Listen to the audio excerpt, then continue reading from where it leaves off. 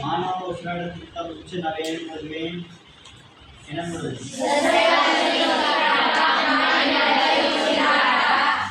ಪ್ರಾಣಿಗಳಲ್ಲಿ ಉಸಿರಾಟ. ಈ ಪ್ರಾಣಿಗಳಲ್ಲಿ ಏನು ಮಾಡ್ತಪ್ಪ ಅಂದ್ರೆ ಸೂಕ್ಷ್ಮ ಜೀವಿಗಳು ಅಮೀಬಾ ಆಗಿರ್ಬೋದು ಮತ್ತು ಸ್ಪಂಜ್ ಆಗಿರ್ಬೋದು ಮತ್ತು ಹೈಡ್ರಾ ಆಗಿರ್ಬೋದು. ಇವು ಇದರ ಮೂಲಕ ಉಸಿರಾಟ ಕ್ರಿಯೆಯನ್ನು ಮಾಡ್ತಪ್ಪ ಅಂದ್ರೆ ಪ್ರಸರಣೆ ಅಥವಾ ವಿಸರಣೆ ಅಂತ ನಾನು ಹೇಳ್ತೇವೆ. ಆ ವಿಸರಣೆ ಮೂಲಕ ಏನು ಮಾಡ್ತಪ್ಪ ಅಂದ್ರೆ ನಮ್ಮ ಉಸಿರಾಟ ಕ್ರಿಯೆಯನ್ನು ಮಾಡ್ತೀವಿ. ಅದೇ ರೀತಿಯಾಗಿ ಕೆಲವೊಂದಿಷ್ಟು ಉಭಯವಾಸಿಗಳು.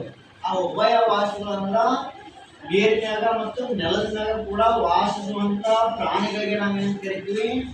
ಉಭಯವಾಸಿಗಳು ಅಂತ ಕರಿತೀವಿ. ಜಲವಾಸಿಗಳು ನೀರಿನೊಳಗೆ ಮಾತ್ರ ಬದುಕುವಂತ ಜೀವಿಗಳಿಗೆ ನಾವು ಜಲವಾಸಿ ಅಂತ ಕರಿತೀವಿ.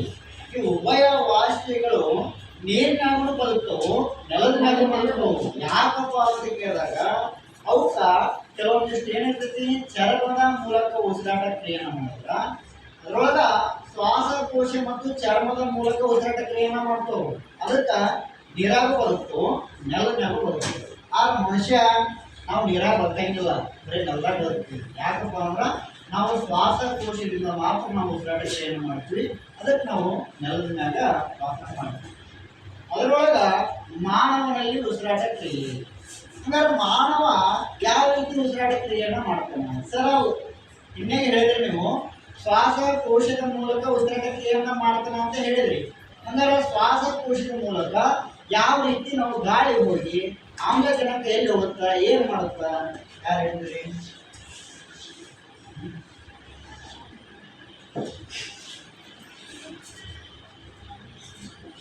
ಏನಿದ್ರು ಶ್ವಾಸಕೋಶ ಏನ ಹಾಕತ್ತಿನಲ್ಲ ರೌಂಡ್ ರೌಂಡ್ ಏನದು?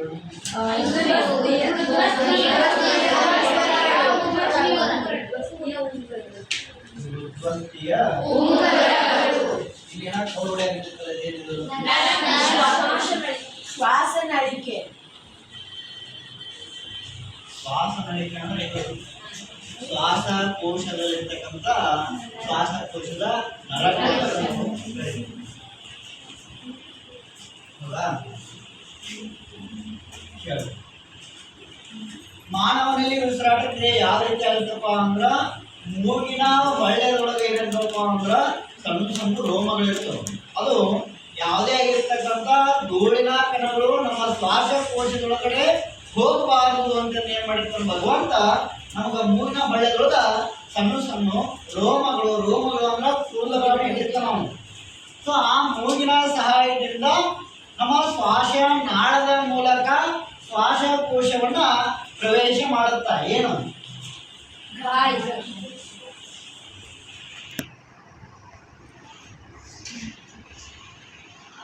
ಇದಕ್ಕ ಮೃದ್ವಸ್ಥೀಯ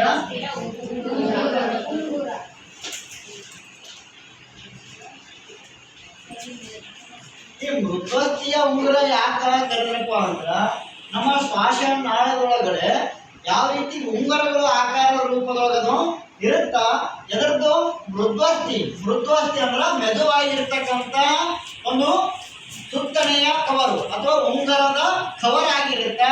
ಅದಕ್ಕ ಮೃದ್ವಸ್ಥಿಯ ಉಂಗುರ ಅಂತ ಕರೀತಾರೆ. ಈ ಶ್ವಾಸಕೋಶ ಏನ್ ಮಾಡುತ್ತಪ್ಪ ಅಂದ್ರ ಹೊರಗಡೆ ಇರ್ತಕ್ಕಂಥ ಗಾಳಿಯನ್ನ ಶ್ವಾಸನಾಳದ ಮೂಲಕ ಶ್ವಾಸಕೋಶವನ್ನ ಪ್ರವೇಶ ಮಾಡಿದಾಗ ಈ ಶ್ವಾಸಕೋಶದೊಳಗಡೆ ಒಂದು ಗಾಳಿ ಗೂಡು ಇರುತ್ತೆ. ಏನಿರುತ್ತ? ಆ ಗಾಳಿ ಗೂಡುಗಳು ಯಾವ ರೀತಿ ಇರ್ತಪ್ಪ ಅಂದ್ರ ಯಾವ ರೀತಿ ಇರ್ತಿತ್ತು?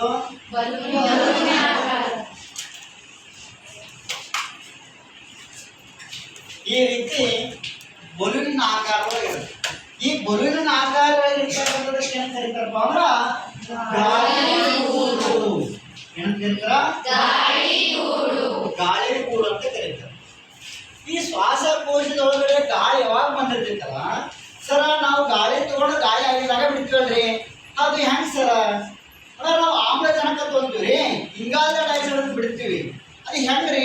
ಎಲ್ಲಿ ಬಿಡುಗಡೆ ಆಗತ್ತೆ? ಅದು ಎಲ್ಲಿ ಹೋಗುತ್ತಪ್ಪ ಅಂತ ಕೇಳಿದಾಗ ಯಾವಾಗ ಗಾಳಿ ಶ್ವಾಸಕೋಶದೊಳಗಡೆ ಬಂದಾಗ ಶ್ವಾಸಕೋಶದೊಳಗಿರ್ತಕ್ಕಂಥ ಇರ್ತಕ್ಕಂತಹ ಗಾಳಿ ಗೂಡಿನೊಳಗೆ ಏನಾಗತ್ತಪ್ಪ ಅಂದ್ರ ನಾವು ಗಾಳಿ ತಗೊಂಡಾಗ ಈ ಗಾಳಿ ಗೂಡು ಉಬ್ಬುತ್ತ. ಆ ಗಾಳಿ ಗೂಡಿನೊಳಗೆ ಇರ್ತಕ್ಕಂತಹ ಏನು ನರಕೋಶಗಳು ಇರ್ತಾವಲ್ಲ, ಆ ನರಕೋಶಗಳು ಆಮ್ಲಜನಕವನ್ನ ಹೀರ್ಕೊಂಡು ರಕ್ತವನ್ನಾಗಿ ಮಾಡಿ ಎದಕ್ಕೆ ಕಳಿಸುತ್ತದೋ?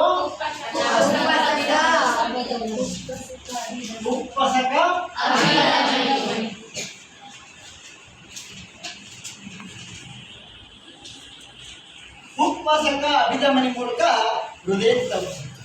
ಯಾಕೆ ಉಪ್ಪಸಕ? ಹೃದಯದೊಳಗೆ ಉಪ್ಪಸಕ ಅಭಿಧಮನಿ ಅದ, ಉಪ್ಪಸಕ